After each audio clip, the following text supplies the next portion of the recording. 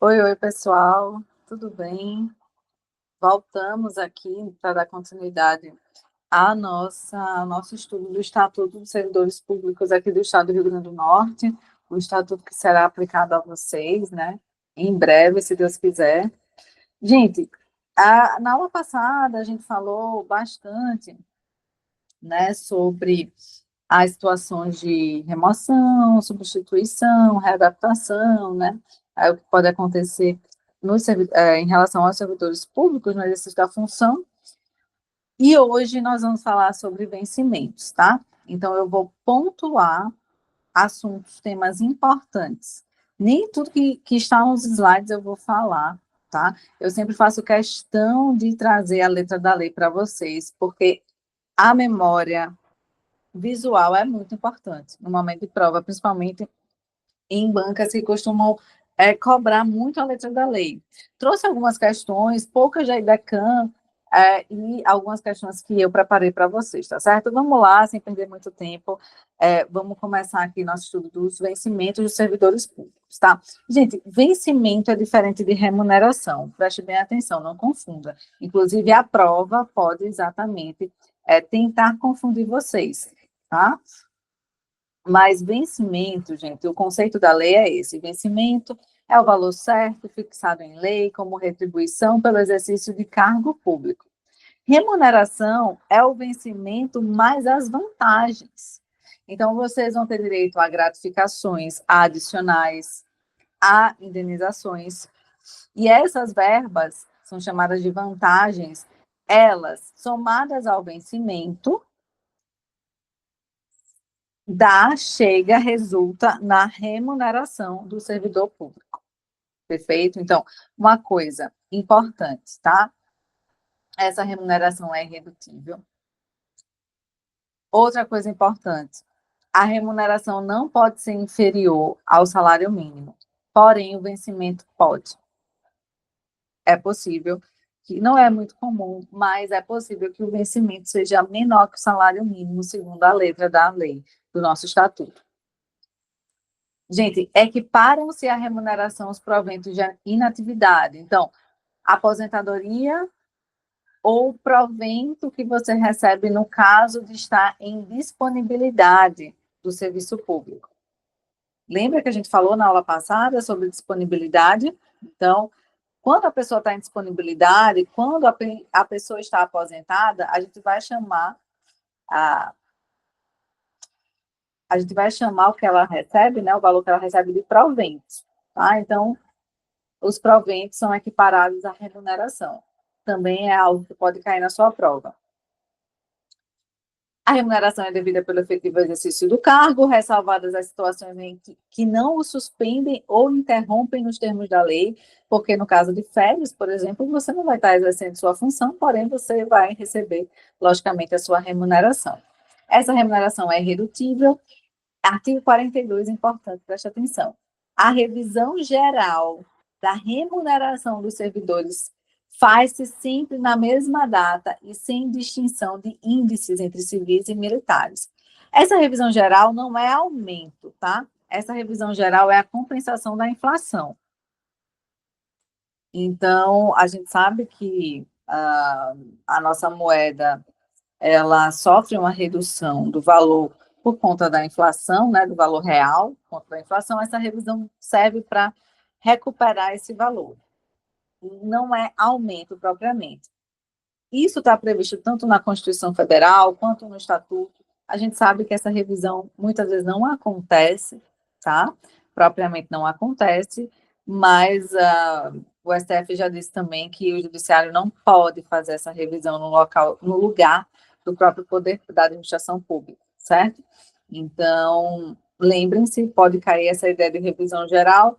Revisão geral, ela é feita anualmente, a revisão da remuneração, sempre na mesma data e sem distinção de índices entre civis e militares. É o que está na lei.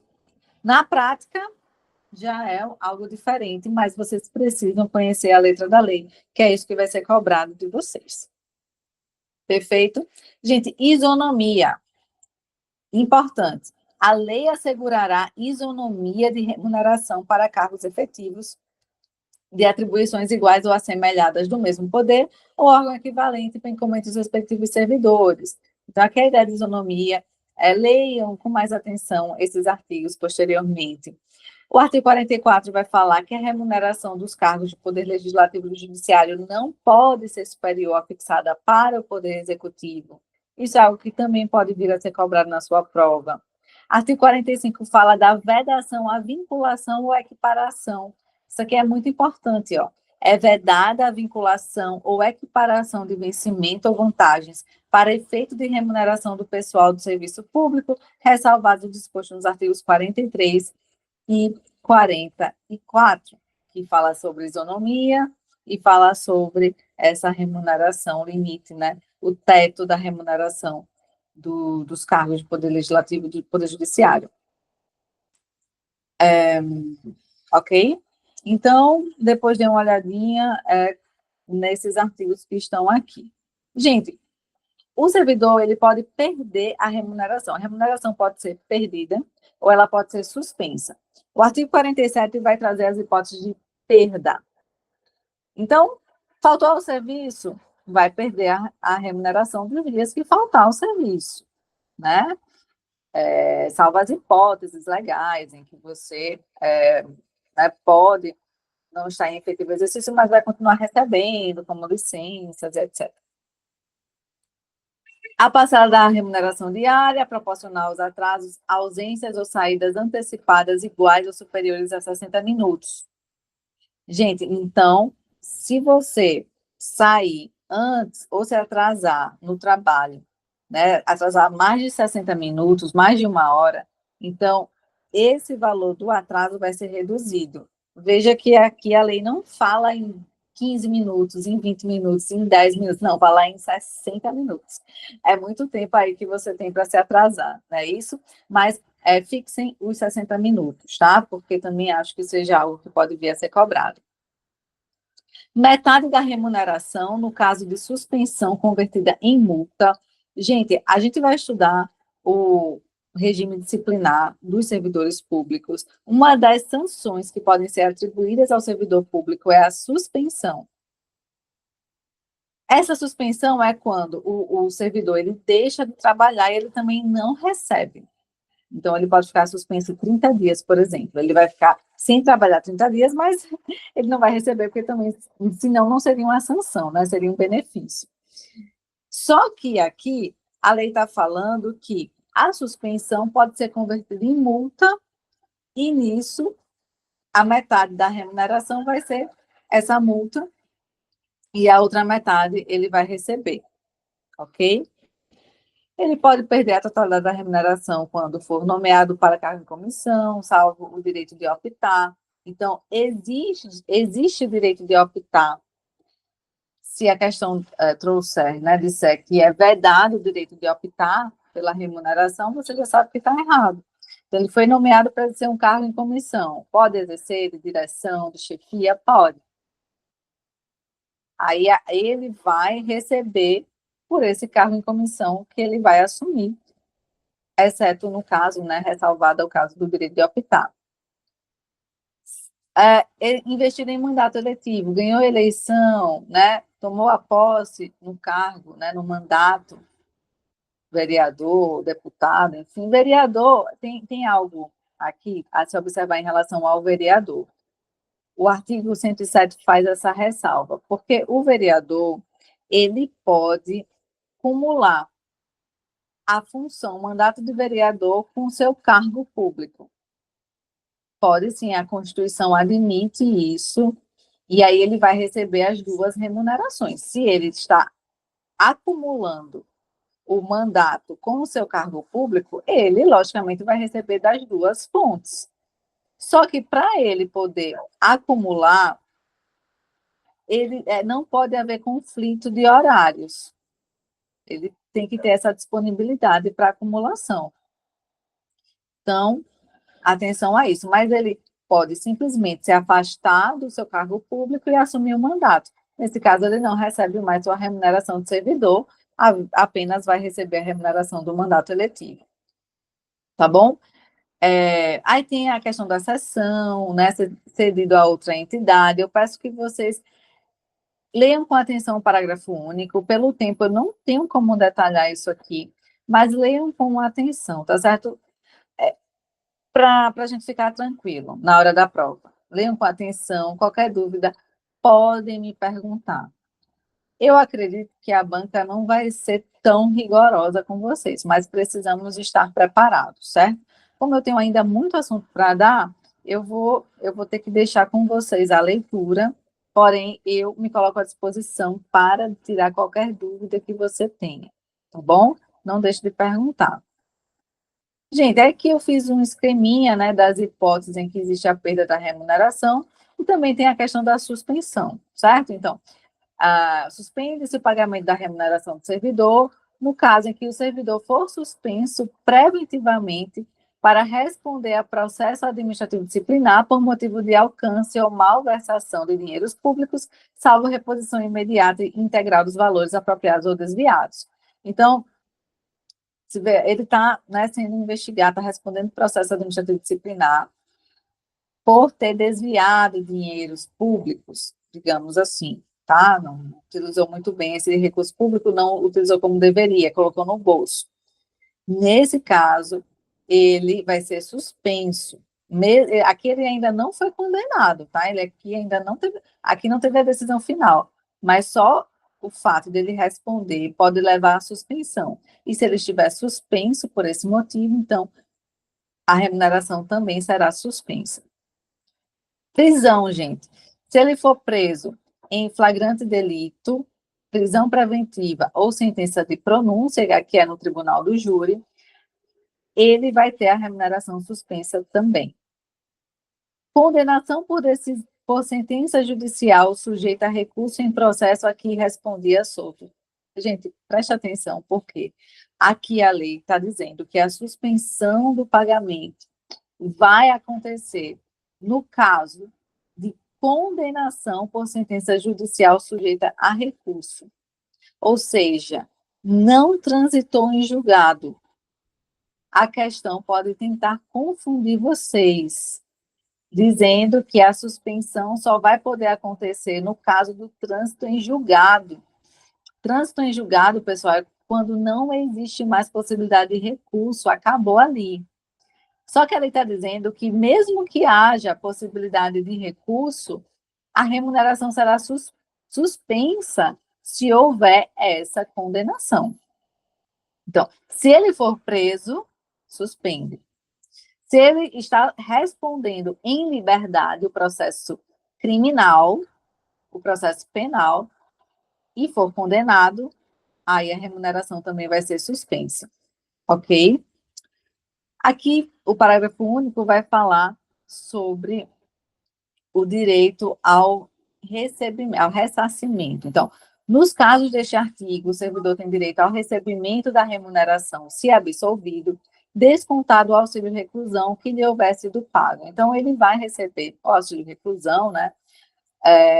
E no caso de ele tiver sido preso, né, preventivamente é porque o processo não acabou, foi preso em flagrante, o processo não acabou, gente. Pode ser que ele seja absolvido no final. Se ele foi absolvido no final, ele vai ter direito a receber toda a sua remuneração retroativa e, então, tendo desconto no caso do auxílio reclusão. Percebe? Então, eu acho que esse tema aqui é importante, a suspensão do pagamento da remuneração. Essas são as hipóteses, tá? Está respondendo o processo administrativo disciplinar por malversação dos dinheiros públicos, fica suspenso, preso em flagrante, prisão preventiva ou sentença de pronúncia, fica também o pagamento suspenso, condenação em processo penal, que respondia solto também, se ele for condenado, mesmo que não haja o trânsito em julgado, ou seja, ainda é uma decisão sujeita a recurso, mesmo assim a remuneração vai ser suspensa, tá? Se ele for absolvido ao final do processo, então a gente vai ter o quê? A restituição, o ressarcimento com desconto do auxílio reclusão. Aqui é uma tabelinha para vocês lembrarem. Aqui, fala sobre os descontos, tá? Os descontos na remuneração. É possível haver desconto na remuneração? É possível. Nos casos em que a lei prevê, exemplo, imposto de renda, você tem que pagar, é uma imposição legal. Mandato judicial. Então, o juiz mandou descontar a pensão alimentícia. Vai ter o desconto. Ou mediante autorização do servidor. Então, empréstimo consignado. No empréstimo consignado, o servidor público está autorizando, né, que haja um desconto na sua remuneração. Ok? Então, é possível.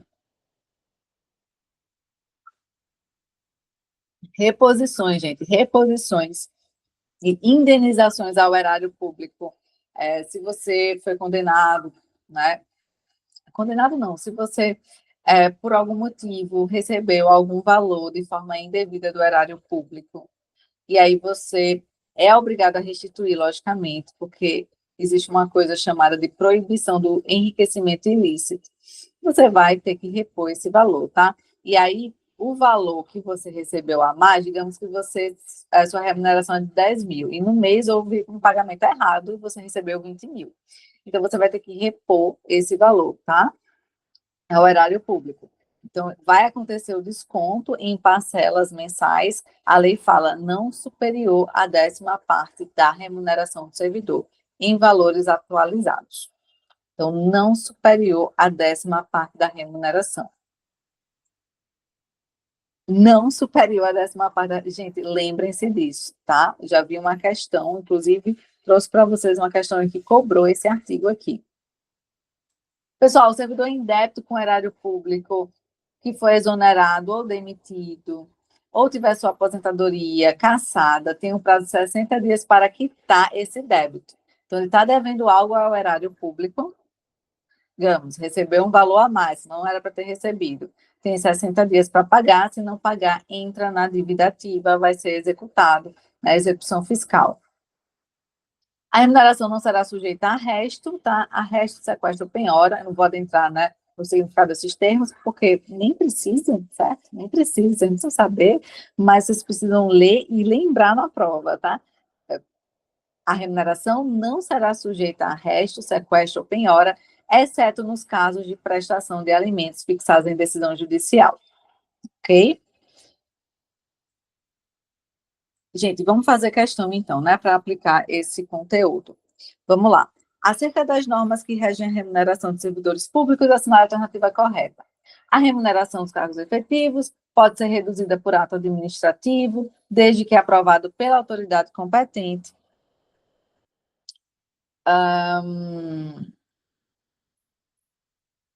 E aí, verdadeiro ou falso?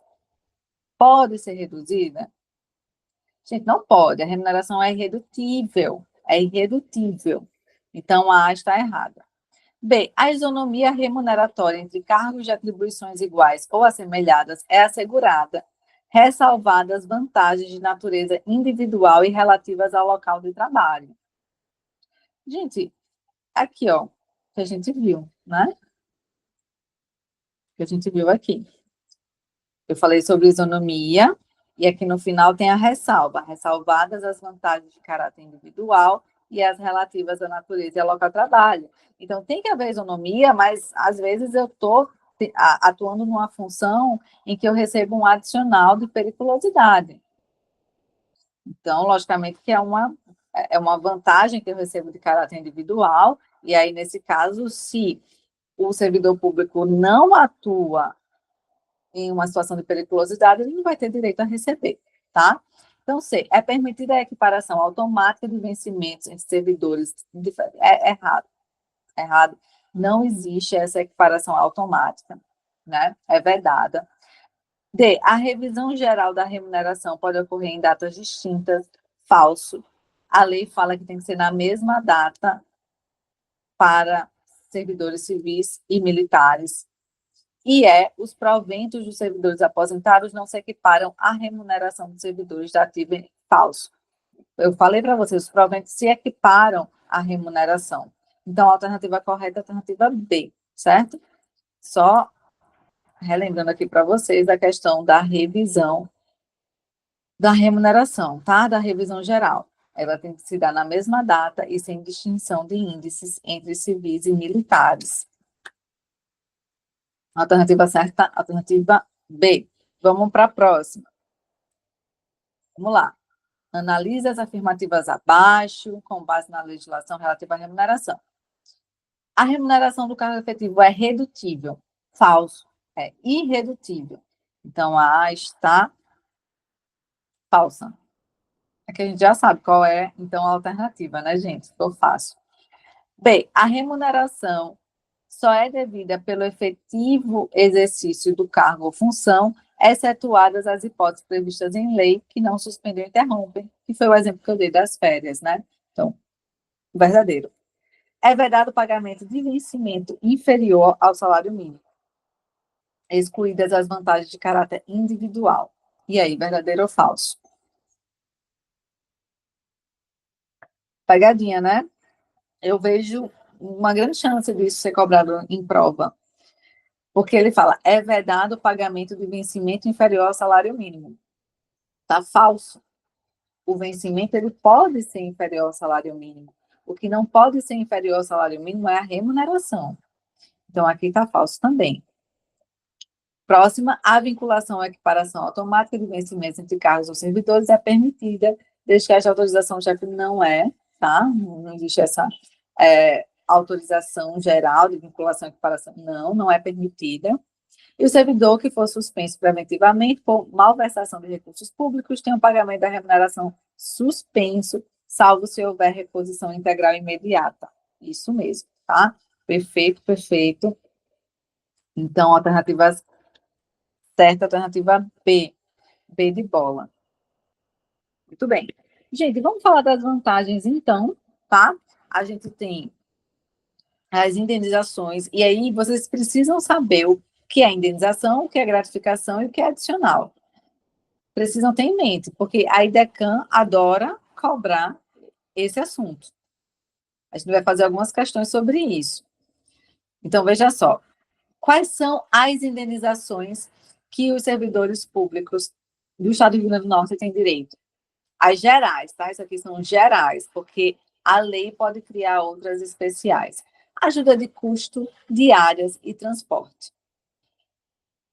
Essas indenizações não são incorporáveis ao vencimento, tá? Nem a aposentadoria, elas não são incorporáveis. Então, quando você se aposentar, você vai deixar de receber, lógico. Lógico, pela própria natureza, né? Você vai estar trabalhando, então você não tem como receber uma diária, uma ajuda de custo, não. Nem tem como incorporar isso à sua aposentadoria. Os valores que você recebeu, né, ao longo do seu exercício. Gratificações. As gratificações são incorporáveis se elas tiverem caráter permanente. Então, a gente tem gratificação de representação, de função, de participação em órgão colegiado, tem a gratificação natalina e tem outras previstas em lei, ok? Tem as gratificações especiais, por exemplo, muitos aqui vão receber gratificação do plantão, a GP, e tem outras tantas que vocês podem receber, né, a depender da função que vocês exercem. São especiais, tá? Então, a gente tem indenizações, gratificações, e além disso, temos os adicionais, que são também incorporáveis se for de caráter permanente. Então, tem o adicional por tempo de serviço, tem o adicional por atividade penosa, por insalubridade, por periculosidade, por serviço extraordinário, às horas extras. O adicional noturno de férias. E também, logicamente, né, o adicional das férias, um terço, que está previsto na Constituição. Além disso, a lei pode criar outros adicionais. Vamos focar agora neles. Antes, vamos fazer essas questões aqui, ó, que eu falei da IDECAN, esse aqui é da IDECAN. Na forma da Lei Complementar Estadual, constituem indenizações expressamente atribuíveis ao servidor, exceto. Então, as diárias são indenizações? São indenizações. Então, você já arrisca. A ajuda de custo é uma indenização geral que está expressamente prevista no Estatuto? Sim, acabei de ler. Auxílio alimentação. Eu falei de auxílio alimentação aqui, gente? Não falei. Não é uma vantagem geral, não está previsto aqui nessa lei, então não vai ter, né? O auxílio alimentação aqui não vai ser uma indenização neste caso. Então, a alternativa que você deve marcar é a alternativa C de casa. Indenização de transporte é uma indenização, é uma vantagem indenizatória, a gente já vai falar sobre isso. Então, você vai marcar a C de casa aqui. Bem, as indenizações, eu já falei, não são incorporáveis, tá? As gratificações e os adicionais que sejam de caráter permanente podem ser incorporados aos vencimentos e aos proventos, no caso em que a lei prevê. É vedada a concessão de mais de uma incorporação de vantagem transitória, de gratificação adicional ou vantagem pecuniária, a conta de recursos de fundo. Depois leiam, tá? Isso aqui direitinho. E artigo 56, as vantagens pecuniárias não são computadas, nem acumuladas, para efeito de concessão de quaisquer outros acréscimos pecuniários ulteriores, sob o mesmo título ou idêntico fundamento. Então, ele está querendo dizer o seguinte, você não pode criar uma bola de neve aqui, tá? Então, digamos que o seu vencimento, digamos que seu vencimento é de R$ 3.000, né? Digamos que seja isso. Só que, além do vencimento, você vai ter direito ao adicional por tempo de serviço, porque você trabalhou 5 anos, tá? Então, aqui vai ser um adicional por tempo de serviço, vai ser 5% de 3.000. Agora, vocês me pegaram. Agora, eu me peguei. Gente, me perdoem. 5% de 3.000 dá o quê? Dá o quê, gente? R$ 60? 150? É, por aí. Ai, gente, não sei, não sou boa de matemática. Mas aí você vai somar o adicional por tempo de serviço aqui, certo? Então, vocês me perdoem aí. A gente é de humanas. Ai, meu Deus, cadê?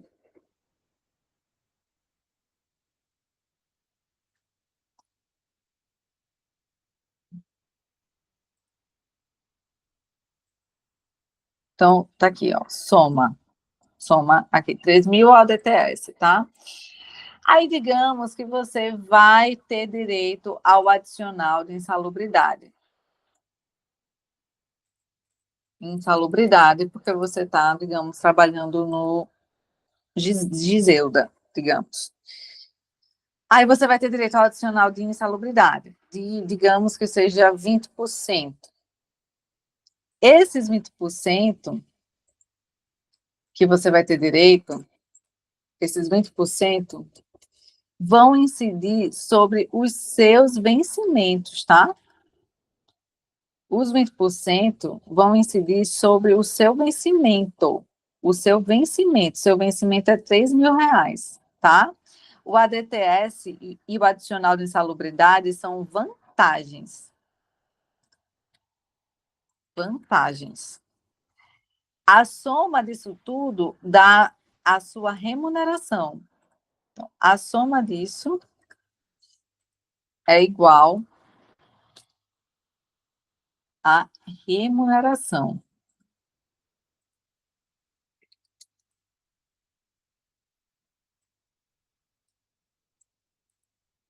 O que é, gente, que o artigo 56 está dizendo? Ele está dizendo que você não pode fazer incidir a vantagem sobre outra vantagem. Então, os 20% do adicional de insalubridade, você não vai, esses 20% não vão incidir nessa soma aqui, do 3.000 com a DTS, tá? Não vão. Dá 150, né, gente? Digamos. Eu acho que dá, né? Vamos lá. Não vai incidir aqui na soma. Digamos que seja 3.150. Não vai incidir sobre os 3.000 só, né? Sobre os 3.000, não sobre a soma. Percebe? Para evitar uma bola de neve. Digamos que você ainda ganha uma gratificação, né? Gratificação de função. o percentual dessa gratificação, que vai ser previsto em lei, não vai incidir sobre a remuneração total, vai incidir sobre o vencimento, tá? Então, é isso que a lei está querendo dizer, esse artigo aqui, ó. As vantagens pecuniárias não são computadas nem acumuladas para efeito de concessão de quaisquer outros acréscimos pecuniários anteriores, sobre o mesmo título ou idêntico fundamento. Então, elas vão incidir sobre o vencimento. Vamos lá. Mais uma questão aqui da IDECAM. Sobre o tratamento que a Lei Complementar 122 de junho dá aos direitos e vantagens, assinar a alternativa incorreta, tá? A errada. A remuneração do cargo efetivo é irredutível. Verdadeiro, já falei isso aqui umas 3 vezes. É irredutível. A remuneração é irredutível. B, a remuneração do servidor público compõe-se de vencimento e vantagens pecuniárias. Verdadeiro, né? Vencimento mais vantagens. C, a revisão geral da remuneração de servidores faz-se sempre na mesma data e sem distinção de índices entre civis e militares. Perfeito. Letra da lei aqui.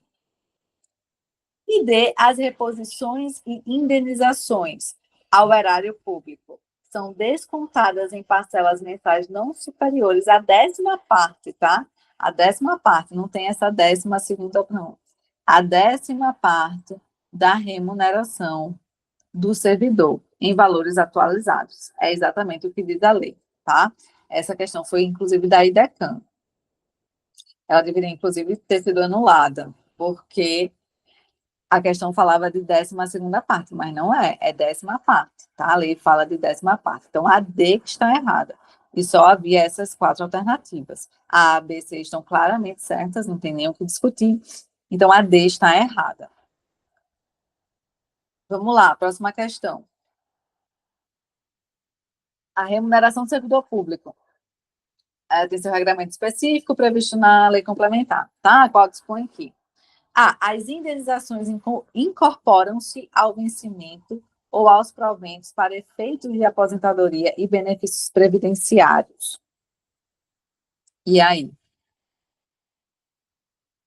A indenização incorpora-se, gente? Não, né? Elas não são incorporáveis. Como eu falei para vocês, está errado. B, as vantagens pecuniárias sobre o mesmo título ou idêntico fundamento não são computadas, nem acumuladas para efeito de concessão de quaisquer outros acréscimos pecuniários ulteriores. Exatamente, para evitar o quê? A bola de neve. Ok? Então, a B está certa. C, as gratificações e os adicionais de caráter permanente incorporam-se ao vencimento e ao provento, independente de regulação. Falso, porque depende de regulação. Então, o final da C torna a alternativa errada, porque depende, sim, de regulação. E D, as gratificações concedidas em função do desempenho de servidores em determinadas áreas e do desenvolvimento de suas atividades não se incorporam à sua remuneração, sendo consideradas de caráter geral. Falso. Essas gratificações, gente, não são consideradas de caráter geral. Elas são consideradas de caráter especial. A lei fala isso claramente, tá? Então, essas gratificações, elas não têm caráter geral.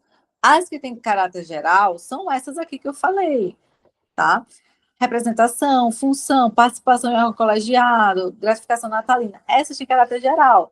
Só que a lei pode especificar outras gratificações que vão depender de determinadas áreas, da função, das atividades que são exercidas, como eu falei para vocês. A gratificação de plantão. A gratificação de plantão, ela não vai ser, não é uma gratificação geral, é uma gratificação especial, criada pela lei, em razão da função exercida pelo servidor público. Perfeito? Vamos lá, gente, que a gente já passou do tempo aqui, meu Deus do céu. Gente, olha só. Ajuda de custo. Ajuda de custo é uma verba indenizatória. Ela vai acontecer quando? Quando a administração pública, ela vai precisar que o servidor público mude de domicílio. Então, ele vai mudar de sede. Então, ele trabalha em Pau dos Ferros, vai para Mossoró. Ele trabalha em Mossoró, vem para Natal.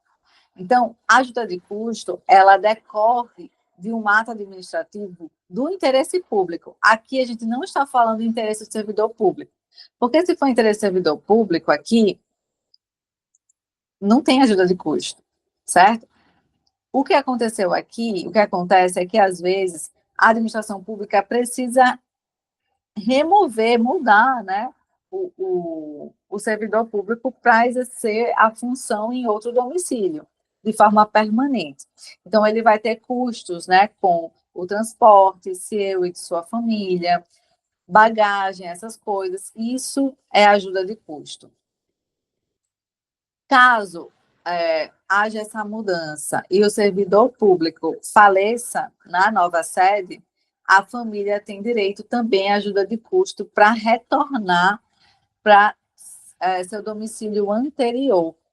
Então, digamos que ele saiu de Natal e foi para a sede para a nova sede lá em Mossoró. Ele vai receber ajuda de custo. Caso ele faleça em Mossoró, a sua família vai ter direito também à ajuda de custo para retornar para Natal dentro de um ano, tá? Dentro de um ano do falecimento. Gente, qual é o valor dessa ajuda de custo? A lei não especifica. A lei fala que a ajuda de custo é calculada sobre a remuneração do servidor, conforme se dispuser em regulamento, então vai ter que ter regulamentação, não podendo exceder a importância correspondente a 3 meses. Então, não pode exceder 3 meses. Não se concede ajuda de custo ao servidor que se afastar do cargo ou o reassumir em virtude de mandato eletivo. Logicamente, né, gente? Então, se o servidor foi assumir cargo de vereador em Pau dos Ferros, e aí ele vai precisar, né, se afastar do cargo e se mudar para lá, né, logicamente não vai ter ajuda de custo, porque ele está, né, ele está mudando de domicílio pelo interesse particular dele, não o interesse da administração pública. Então, nesse caso aqui, a gente não vai ter ajuda de custo. É devido à ajuda de custo aquele que não sendo servidor, presta atenção, gente, presta atenção que pode cair isso. É devido à ajuda de custo aquele que não sendo servidor do Estado for nomeado para cargo em comissão com mudança de domicílio. Então, a pessoa não passou no concurso público, só que ela foi nomeada para um cargo comissionado lá pelo Estado, tá? Pelo Estado do Rio Grande do Norte, lá em Mossoró. E ela mora em Natal. Nesse caso, mesmo ela não sendo servidora, ela vai ter direito à ajuda de custo para se mudar para Mossoró. No afastamento previsto, no inciso 1º, a ajuda de custo é paga pelo órgão cessionário, aqui está falando de cessão, algo mais específico, que eu não vou adentrar por conta do tempo. Gente, o servidor fica obrigado a restituir a ajuda de custo quando injustificadamente não se apresentar na nova sede no prazo de 30 dias. Então, ele recebeu a ajuda de custo para se mudar. Não se mudou nos 30 dias, ele vai ter, logicamente, que devolver o dinheiro para a administração pública. Sobre a ajuda de custo prevista no regime jurídico, é correto afirmar: a ajuda de custo é paga ao servidor sempre que houver afastamento do cargo, independentemente do motivo. Falso, né? Falso. Por quê? Porque tem que ser motivo de interesse público. Não é sempre que houver afastamento. Na verdade, se ele tiver que realizar a mudança do seu domicílio por uma determinação da administração pública que é fundamentada no interesse do serviço, né? Então, A está errada. B, não se concede ajuda de custo ao servidor nomeado para cargo em comissão que não possua vínculo anterior. Falso. A gente acabou de falar, se a pessoa nomeada para cargo comissionado que não tem vínculo anterior com a administração pública, ela sim vai ter direito à ajuda de custo se ela tiver que mudar de domicílio para exercer a função. B, falsa. C, ajuda de custo destina-se a cobrir despesas eventuais de viagem de curta duração. Falso, isso é diária. Já já a gente vai falar das diárias. C, errada. A ajuda de custo é devida ao servidor que, no interesse do serviço, muda de domicílio em caráter permanente para a nova sede. Verdadeiro, né? É uma mudança de caráter permanente para a nova sede, está verdadeiro. E o servidor fica dispensado de restituir a ajuda de custo, mesmo que não se apresente na nova sede no prazo legal, desde que alegue motivos pessoais. Lógico que não, né?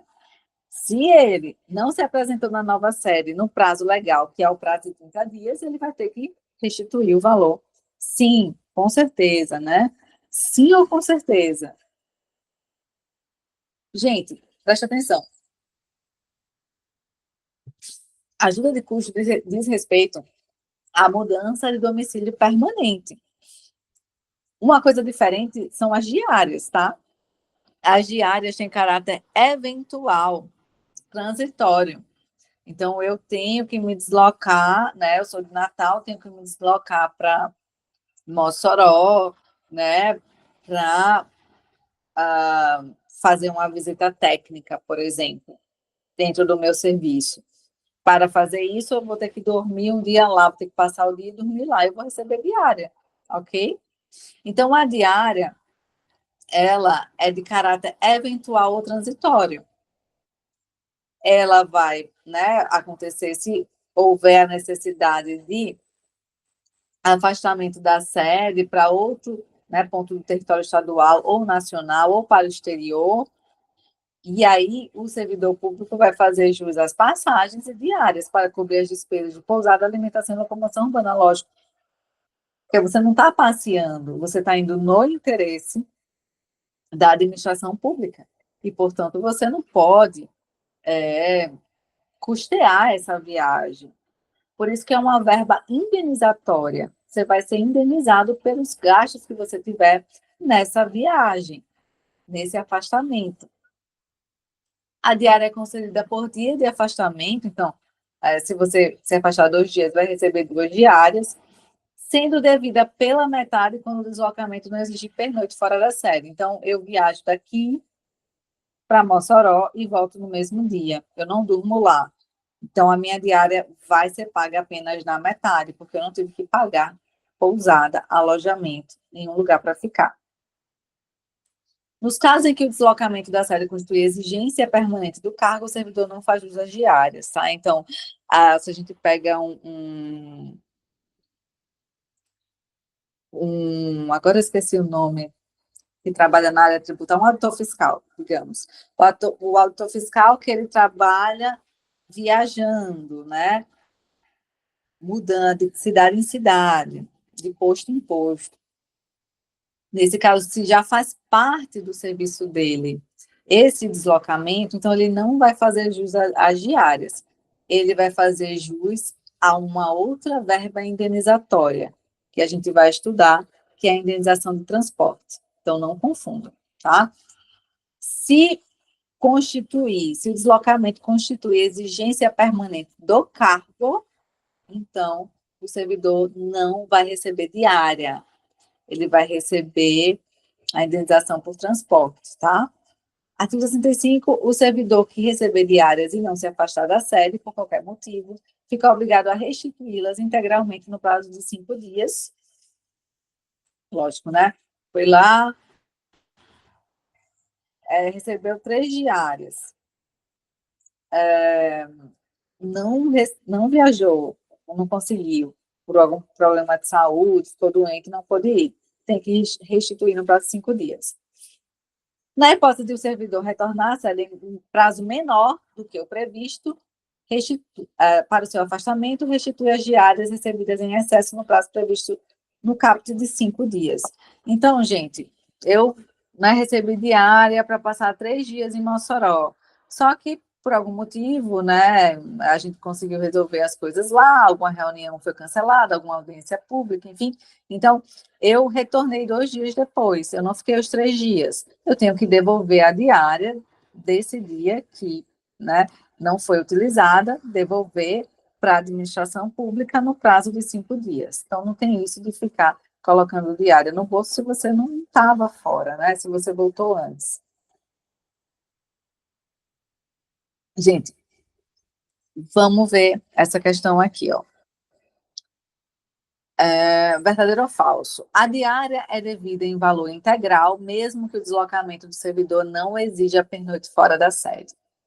Claramente errado. Como eu falei, gente, se a pessoa não dorme lá, nesse outro local, para onde ela se deslocou, no exercício da função, ela vai ter apenas a metade da diária. Se ela não pernoitou, ela não vai receber 100%, ela vai receber 50%. O servidor que se afastar a serviço para outro estado tem direito a passagens e diárias para cobrir despesas de hospedagem e locomoção. E aí? Verdadeiro, né, gente? Foi o que a gente acabou de falar. Próxima. A indenização de transporte é paga ao servidor sempre que houver mudança de domicílio com mudança de sede. Gente, a gente vai já falar da indenização de transporte, certo? A gente não falou ainda, eu já falo, mas isso aqui está errado. Que no caso seria ajuda de custo, tá? Não seria indenização de transporte. A ajuda de custo não pode ultrapassar o valor correspondente a 3 meses de remuneração do servidor. Isso aqui está ok? Está verdadeiro, certo? Então, a alternativa certa é D de dado. Ok? Não, D de dado não. Me confundi, porque a primeira está falsa, né? A primeira está falsa. A segunda está verdadeira, me confundi, eu troquei as duas. Então, seria a alternativa A, tá? Alternativa A, pessoal, desculpa. Vamos lá. Pedro, servidor público estadual, foi designado para representar a sua secretaria em um evento técnico fora da cidade onde está lotado. O evento duraria 3 dias e Pedro recebeu as diárias correspondentes. No entanto, após o primeiro dia, Pedro teve que retornar à sua sede por motivo de força maior. De acordo com a legislação aplicada, é correto afirmar que. Então, ele recebeu 3 dias, ele ia representar a sua secretaria em um evento fora da cidade. Isso aqui não vai ser ajuda de custo, gente, não confunda, isso aqui não é ajuda de custo.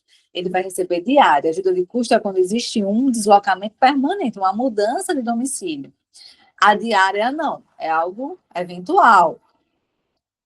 Então, ele teve que voltar antes, após o primeiro dia, não ficou os 3. O que acontece? Pedro deverá restituir integralmente todas as diárias. Falso. Integralmente não.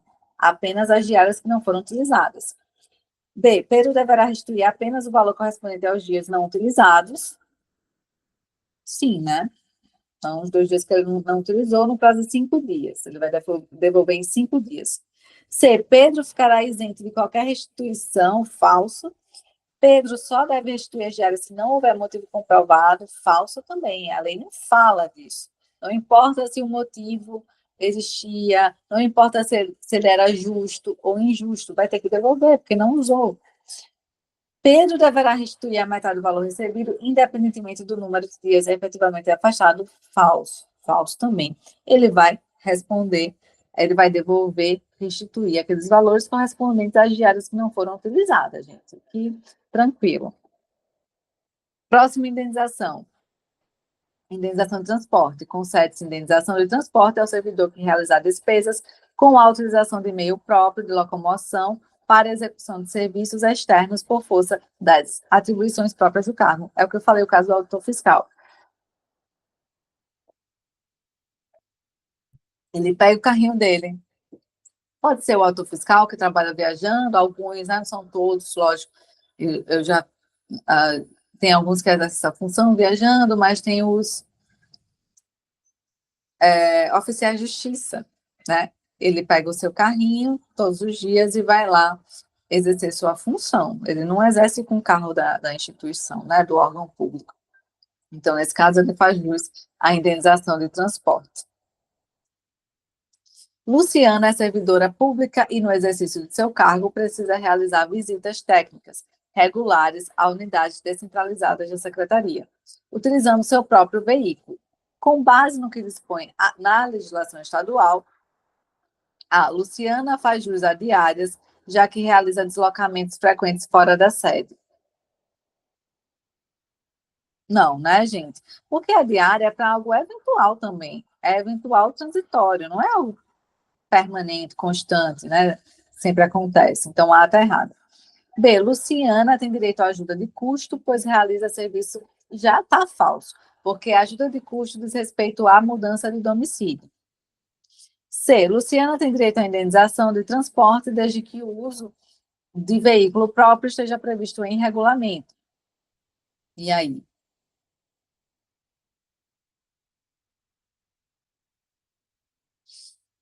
Verdadeiro, né, gente? Verdadeiro, tá aqui, ó. Conforme se expuser em regulamento, a C está verdadeira. E aqui a D e a E estão falsas, né? Porque a D fala que só vai receber o adicional se os deslocamentos ocorrerem por mais de 30 dias. Falso. A lei não fala nada de 30 dias aqui. E Luciana deverá arcar com dois falso também. Tá? Então, se ela trabalha, né, utilizando o seu veículo pessoal para exercer sua função, ela vai ter direito a receber indenização de transporte. Não é diária nem ajuda de custo. Claro, ficou claro, gente? Vamos lá. Gratificações. Bem, a lei, no artigo 67, vai trazer as gratificações de caráter geral. Outras podem ser criadas por lei, tá? Outras gratificações especiais. Então, gratificação de representação, de função, pela participação em órgão de deliberação coletiva e natalina. Gente, leiam sobre elas. Eu quero tratar com vocês sobre a gratificação natalina, tá? Eu vou ser bem específica, cirúrgica aqui, por causa do tempo. Então, a gratificação natalina é o 13º. Ela vai ser devida tanto à pessoa que exerce um cargo efetivo, tanto àquele que exerce um cargo em comissão, que não passou em concurso público, mas foi nomeado para exercer uma função de assessoramento, direção ou chefia. Ela vai corresponder a 1/12 da remuneração a que fizer jus no mês de dezembro, por mês de exercício no respectivo ano. Então, se você assume em setembro, lá em dezembro você vai ter direito ao 13º proporcional, tá? A fração igual ou superior a 15 dias é considerada como mês integral, certo? A gratificação natalina é paga no mês de dezembro. Ok, agora ela também pode ser paga em junho, tá? Parágrafo único. Juntamente com a remuneração do mês de junho, pode ser paga a respectiva metade como adiantamento da gratificação. Então, pode haver esse adiantamento em junho, como regra, ela vai ser paga em dezembro. O servidor exonerado percebe sua gratificação natalina proporcionalmente aos meses de exercício. Então, se você trabalhou 5 meses e foi exonerado, você vai receber proporcionalmente aos 5 meses. Calculada sobre a remuneração do mês da exoneração. Ok? E, artigo 74, a gratificação natalina não pode servir de base de cálculo para nenhuma outra vantagem. Então, ela não vai ser somada para o cálculo de outra vantagem, certo? Vamos ver aqui. Joana é servidora efetiva da CESAP e foi exonerada em setembro de 2024, após 8 meses de exercício. Considerando a legislação aplicável, Joana faz jus à gratificação natalina integral? Não, falso, porque a gratificação natalina vai ser proporcional aos meses que ela trabalhou. Gratificação natalina proporcional aos meses de exercício calculada sobre a remuneração de dezembro? E aí, gente? Verdadeiro ou falso? Falso. Por quê? Não é sobre a remuneração de dezembro. É sobre a remuneração do mês da exoneração. Exatamente isso que eu acabei de ler aqui. Gente, é isso, é detalhe, tá? É ler, reler, prestar atenção nos detalhes. Eu estou destacando aqui assuntos que eu acho que tem grande chance de cair. Gratificação natalina proporcional aos meses de exercício calculada sobre a remuneração do mês da exoneração, exatamente isso, C de casa é a alternativa correta. E D, metade da gratificação natalina, pois não completou o ano inteiro, falso, não tem isso, é proporcional, né? Não é metade, não é mais, enfim. Gratificação natalina proporcional apenas se for ocupante de cargo comissionado, falso, né? Logicamente que se for ocupando cargo efetivo, vai ter direito também ao 13º proporcional. A DTS, gente, é excepcional, né? Ele está lá nos tribunais, ele é objeto de muitas e muitas ações judiciais, porque ele não é implantado como deveria. Então, veja que esse adicional, ele é um acréscimo de 5% a cada 5 anos de serviço público. Então, depois de 5 anos, o servidor público tem direito a um adicional de 5%, até o limite de 7 quinquênios. Ou seja, o servidor pode chegar a ter um adicional total de 35%. Essa conta eu consegui fazer facilmente, lembrando da tabuada lá, de tia Marli. Vamos lá. Inserindo sobre o vencimento a que se refere o artigo 53, acrescido, se for o caso, a representação prevista no artigo 68. Então, a regra é que incide sobre o vencimento, então não é sobre a remuneração. A regra é sobre o vencimento, porém, aqui ele fala, ó, acrescido se for o caso da representação prevista no artigo 68, né, que seria a gratificação por representação. O servidor faz jus ao adicional a partir do mês em que completar o quinquênio. Então, a cada 5 anos, o servidor público tem direito ao acréscimo de 5% sobre o seu vencimento, até o limite de 7 quinquênios, ou seja, até o limite de 35%. Vamos lá?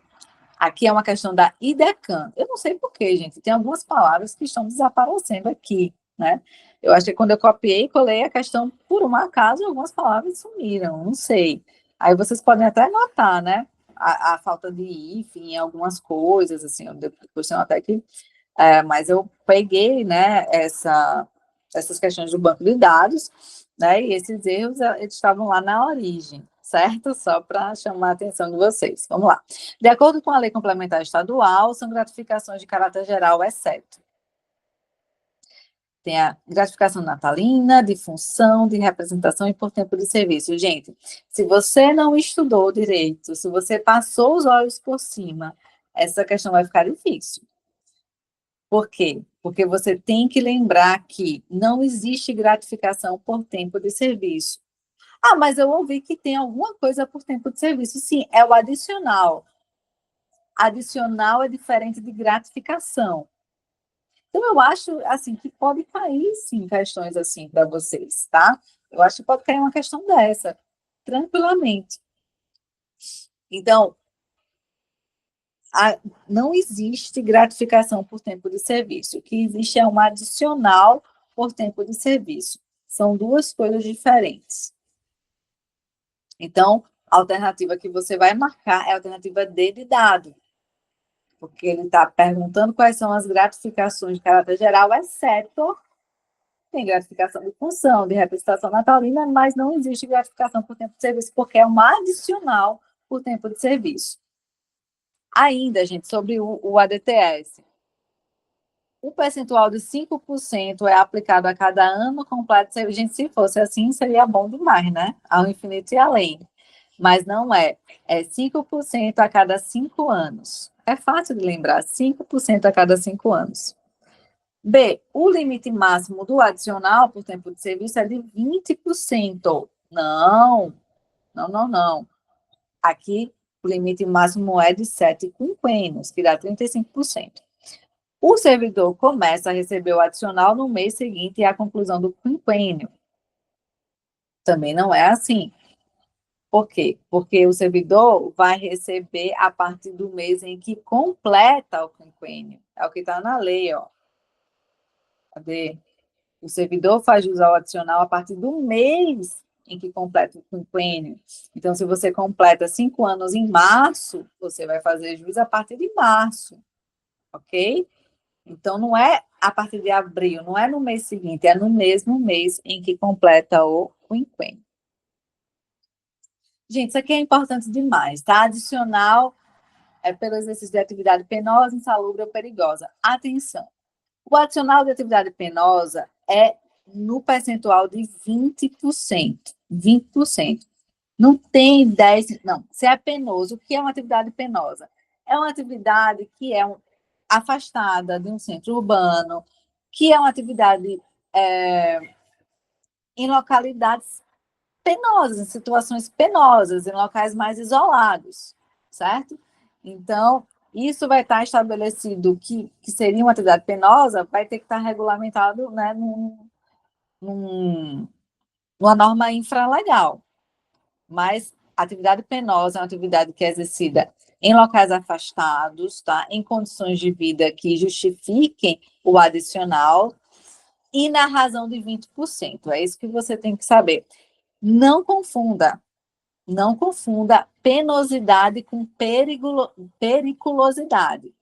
Não confunda penosidade com periculosidade. Não confunda, certo? A gente já vai falar de periculosidade. Ó, artigo 77. A atividade exercida habitualmente em locais insalubres ou em contato permanente com substâncias tóxicas ou radioativas ou com risco de vida, assegura ao servidor a percepção do adicional calculado sobre o vencimento. Não é sobre a remuneração, é sobre o vencimento. Se tiver lá 20% sobre a remuneração, é errado. É sobre o vencimento. Não caiam nesse tipo de pegadinha. Gente, o adicional de insalubridade, ele vai ser no percentual de 40, se for um máximo grau de insalubridade. Quem vai dizer se é máximo ou mínimo é a perícia técnica. 20% se for uma insalubridade de grau médio e 10% se for um grau mínimo de insalubridade. Periculosidade, gente, atividades que colocam em risco, colocam o servidor em risco de morrer, em risco de vida, que chama aqui na lei. O percentual de periculosidade é de 30%. Então, gente, isso aqui claramente pode ser uma questão de prova, tá? Penosidade é 20%, periculosidade 30%, insalubridade tem os graus, mínimo, médio e máximo. Então, 10, 20 e 40.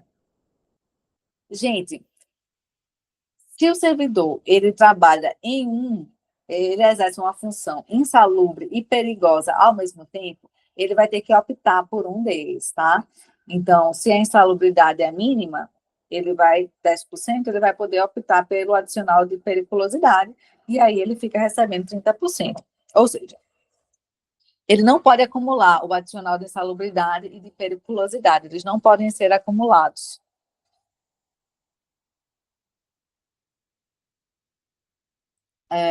Bem, o direito ao adicional de que trata este artigo cessa com a eliminação da insalubridade ou periculosidade. Se a pessoa não está mais sujeita a situações insalubres ou perigosas, não vai mais receber o adicional. Gente, gestante, servidora gestante ou lactante, não tem que ser afastada dessas atividades. Então, se a servidora trabalha com raio-x, durante a gestação, durante a lactação, ela deve ser afastada dessas operações locais insalubres ou perigosos, passando a exercer as atividades em local isento de qualquer desses riscos. Então, servidora gestante ou lactante não deve exercer nenhuma função insalubre e perigosa. Ok? Ou penosa também, né? Logicamente.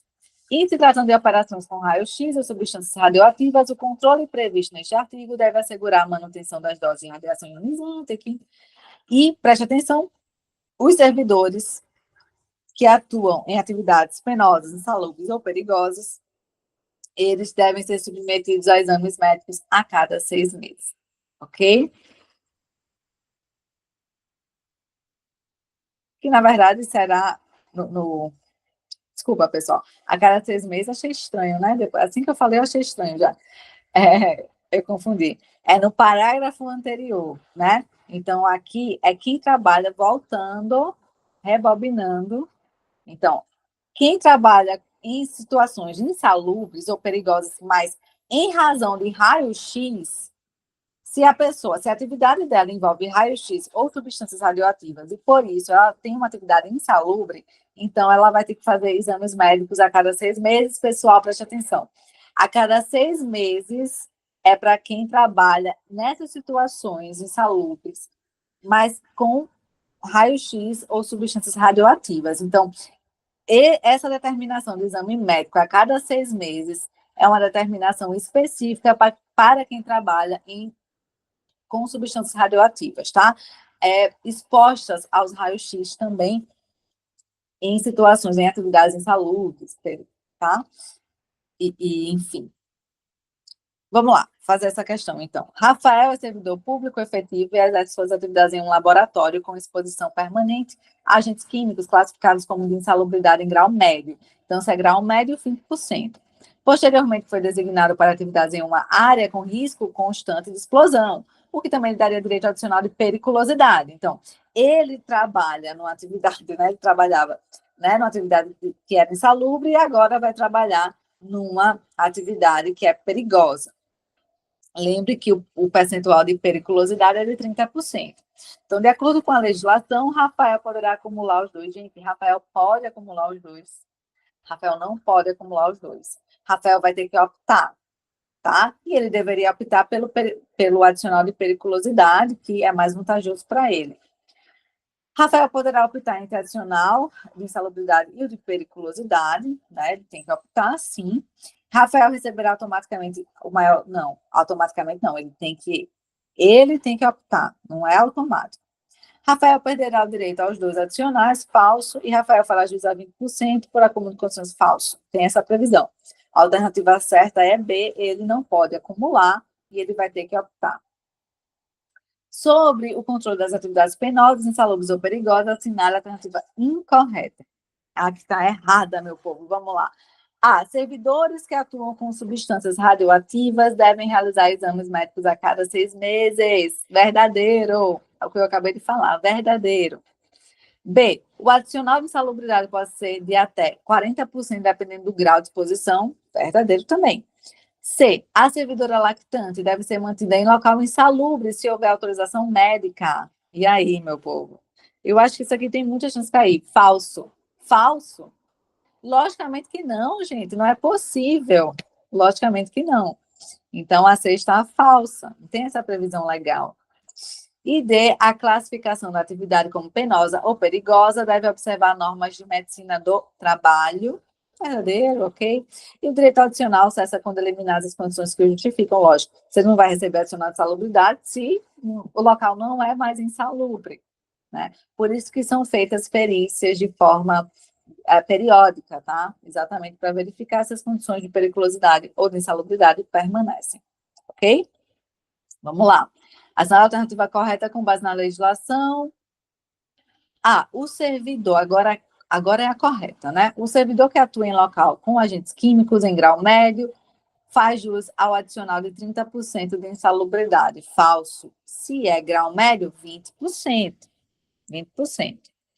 B. É permitida a acumulação dos adicionais de insalubridade e periculosidade? Falso, não pode acumular. Você pode acumular o de penosidade, sabia? O de penosidade pode ser acumulado, mas insalubridade não pode acumular com periculosidade. Os dois não andam juntos. Não andam, não andam. Ou insalubre ou é perigoso, não podem andar juntos. Mas de penosidade, a lei não fala nada. Então, você pode acumular o de penosidade. C. O servidor que trabalha habitualmente em local insalubre em grau máximo recebe o adicional de 40% sobre o vencimento do cargo efetivo. Verdadeiro. Aqui a questão poderia colocar sobre a remuneração. Se colocasse sobre a remuneração, estaria falso. Não esqueçam a diferença de vencimento e remuneração, tá? A remuneração é a soma do vencimento com vantagens. D. O adicional de penosidade equivale a 30%, não é 30%, né? Não é 30% que a gente viu, é 20%. E é a servidora gestante lactante que atua em área insalubre deve ser mantida no setor desde que use equipamento de falso, não deve ser mantida no setor, tem que ir para outro local que não seja insalubre, nem perigoso. Então, nem penoso também. Então, aqui a gente vai ter o quê? Alternativa certa, a C.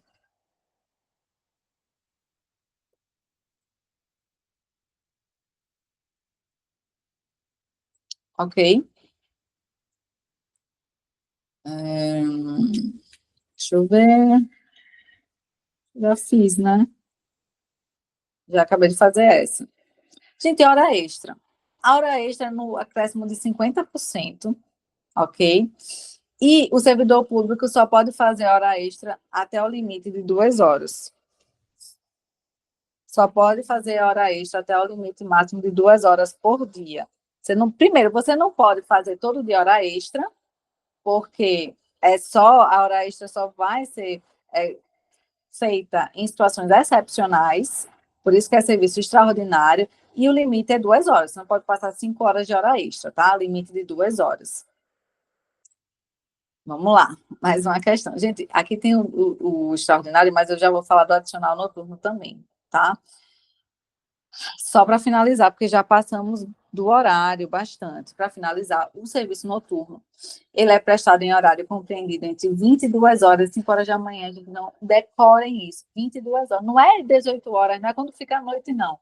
É 22, também não é meia-noite. É 22 horas até 5 horas do dia seguinte. E o valor da hora é acrescido de 25%, computando-se cada hora como 52 minutos e 30 segundos.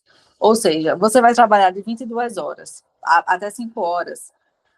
Isso daria 7 horas, né? Porém, cada hora é computada como 52 minutos e 30 segundos. De forma que no final, na verdade, você vai receber como se tivesse trabalhado por 8 horas. E o acréscimo é de 25%. Preste atenção. Se prestado o trabalho noturno em caráter extraordinário, então você era para trabalhar até 22 horas e trabalhou até meia-noite, o acréscimo previsto neste artigo incide sobre a remuneração prevista no artigo 80.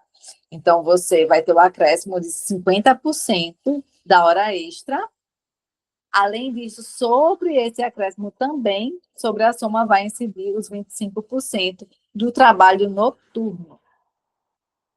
Vamos lá ver. Gente, a gente vai finalizar aqui com essa questão, certo? Então, Carla é servidora pública estadual e atua no setor de vigilância sanitária. Em uma operação emergencial, trabalhou das 20 às 2 horas da manhã, ultrapassando seu horário habitual em 3 horas. Parte desse período foi classificado como serviço extraordinário e parte como trabalho noturno. Considerando a legislação aplicável, a Carla terá direito ao adicional 50% sobre todas as horas excedentes, sem qualquer outro acréscimo. Não. Se ela fez trabalho noturno, ela também tem direito ao adicional do trabalho noturno, que é de 25%. B. Carla receberá adicional de 25% sobre todas as horas do turno noturno, além do valor da hora normal. Então, ela vai receber o adicional de 25%, além do valor da hora acrescido, né, dos 50%. O período noturno será pago com acréscimo de 25% e as horas extraordinárias noturnas terão adicional cumulativo sobre o valor da hora extra. Exatamente. Alternativa C, alternativa C, C de casa. D, as horas entre 22 e 5 horas devem ser remuneradas com 100%. Não é 100, tá? Não é 100. É 25. E se for extraordinária, vai ter 50% também. E o tempo de trabalho noturno é calculado com base em hora cheia? Não. Não é hora cheia, meu povo, é 52 minutos e 30 segundos no trabalho noturno, porque aí acaba que você ganha por mais horas, isso aqui é mais uma vantagem para você que está fazendo, e eu acho que muitos de vocês vão prestar serviço noturno, né? Gente, adicional de férias é de 1/3, ok? Dê uma olhadinha na regulamentação das férias. Eu preciso parar por aqui. Agradeço demais, demais a participação de vocês, a ajuda de vocês. Espero, né, que a gente possa se ver presencialmente. Espero que possamos aqui voltar para concluir o conteúdo. Espero também ter ajudado vocês. Pessoal, muito importante. É porque é tanta coisa importante que a gente quer falar sobre tudo, né? Porém, realmente eu tenho que parar neste momento por conta da hora e por conta da hora máxima de aula, né? Para a gente não se estender muito. E agradeço muito a participação de vocês, a compreensão, fico à disposição para qualquer dúvida, tá? Desejo sucesso aí na jornada de vocês. Até mais.